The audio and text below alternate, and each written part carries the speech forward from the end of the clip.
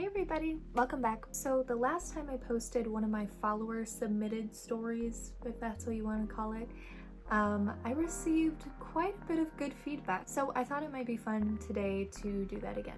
Since I've posted that, I've gotten a very overwhelming amount of messages from you guys wanting me to share your personal stories. I had a lot of fun last time doing it, so let's do it again. Let's jump right into it.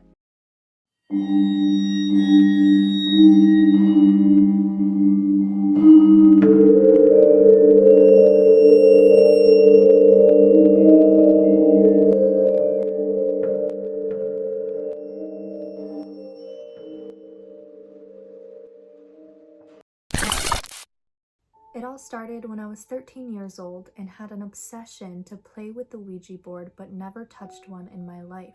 I kept having very vivid dreams about playing it, and one day when I was 18, I went to the mall and purchased one at a Spencer store and told a couple of my friends to play it with me at a park during the day. We talked to a spirit and her name was Esther. She had a sudden interest of just wanting to continue the conversation with a friend named Lucia.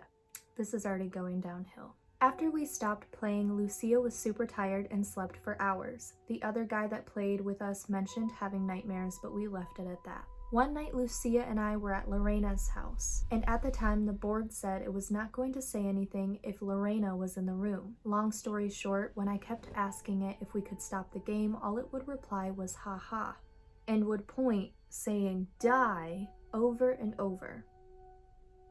It was midnight and I got scared, no kidding. So we left, and I remember taking a rosary with me, and while I was sleeping, I felt something jump on me and the rosary fell out of my hand.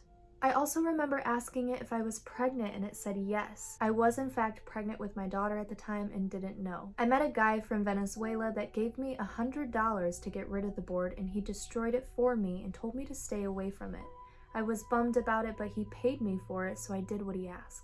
Years passed and I had my daughter, but I always felt like something was following me and staring at me. I was married and had a lot of problems as my relationship was very toxic. Things didn't work out and I divorced him. After that, I met someone new that I moved in with, but always sensed that someone was watching me from far away. Until one day, I found out I was pregnant again, and the person I was with told me to get an abortion. Once I went through with that horrible experience, this thing took over me, and it was like it was pushing me to the lowest point of my life.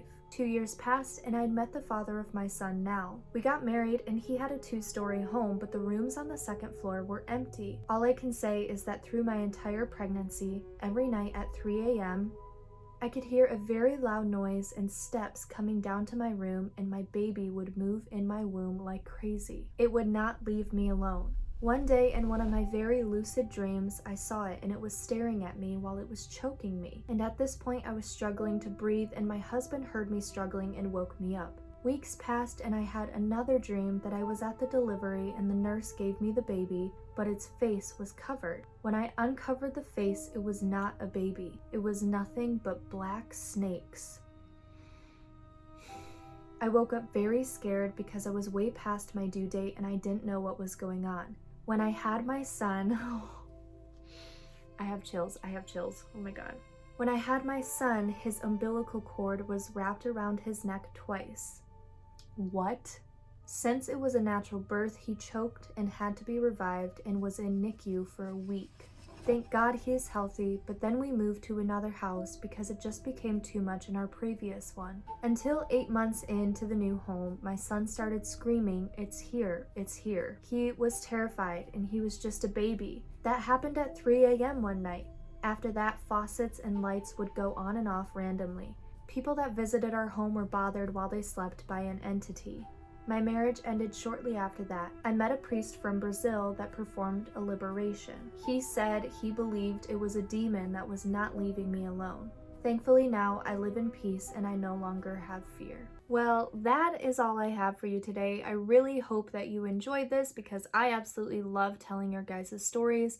If you have a story that you want me to tell, please message it to me. I would love to hear it. You can get a hold of me through my Instagram account, which I'll make sure to include in the description. I love you guys so much, and I'll see you next time.